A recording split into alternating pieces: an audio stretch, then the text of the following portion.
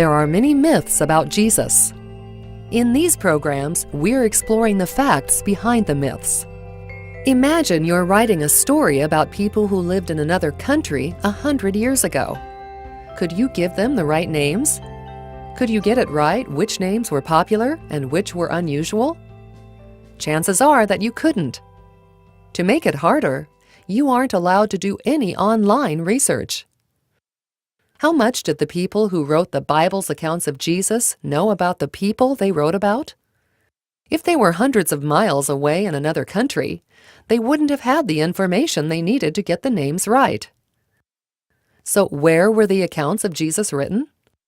Well, one of the things that seems to be widely agreed is that most of the four Gospels were written outside the land they report about. So the traditional understanding is that only Matthew was written in the land of Israel or Palestine. And more recent scholarship, some of the skeptical scholarship has tended to say 3 or maybe 4 of those Gospels are written outside the land. It's then very striking to look at the Gospels and see the detailed knowledge that they seem to presuppose of the land itself. They know the geography of the land, they know where it goes up and down, they know travelling times, they know that one of the main industries in the area of Capernaum is fishing. They know the names of plants in particular areas. Luke's Gospel has a sycamore tree in Jericho, where of course there were sycamore trees. That's what Zacchaeus is said to climb up. Then they've got the right names for individuals. They have the right relative frequency of different names that we can test and compare with bone boxes and historians like Josephus and writings like the Dead Sea Scrolls and say, yes, the most common name in the New Testament for a Jewish male is Simon. That's also the most common outside the New Testament. And also, it's the same with the most common female name. The most common female name is Mary. Inside the New Testament, it's also the most common outside the New Testament. You get names occurring more or less in the right relative proportion. And this is a pattern occurring across 4 different books, Matthew, Mark, Luke, and John. It's hard to see how anyone could collude to get that right. Jews in different countries had different names. So merely someone writing in a different country, making up a story about Jewish characters wouldn't get those names in the right proportion. So those sorts of things, I think, are features which suggest that if these writings really did come from outside the land, they must have had some reliable sources, reliable traditions to hand the information on to them. Could these accounts have been fiction or forgeries?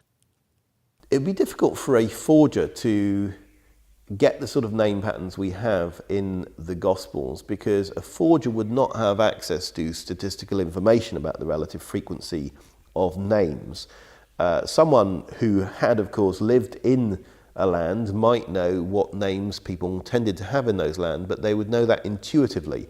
And our intuitions about the relative frequency of names are not very reliable. So you wouldn't get the same pattern occurring if it was simply down to someone's intuitions. And of course you'd have to have that same process applied to each of the different Gospels. If someone is making up names and getting them right, that wouldn't really work, because we find that names that only Luke has or only John has fit into the general pattern. So it would be difficult to imagine how just someone making up characters and giving them a plausible sounding name for the time and place would get the pattern that we actually have. What does the evidence of the names in the Bible's accounts prove? Well, I think that what the argument about names establishes, at the very least, is that the Gospel writers have access to high quality information from the land. I think it's hard to say that they simply made up the names and got those patterns right. I'd also say that because we know that names can be very hard to remember, we forget people's names all the time, that would mean that getting those sort of names right consistently across extended books like Matthew, Mark, Luke and John suggests that they are not many steps removed from the actual events that they narrate. The Bible writers used the right names for people, and they got it right which names were popular and which were unusual. This shows that their accounts were based on reliable information from people who actually lived in the land. Next time, we'll look at more evidence that the Bible's accounts of Jesus are based on the testimony of people who saw and heard him, of eyewitnesses.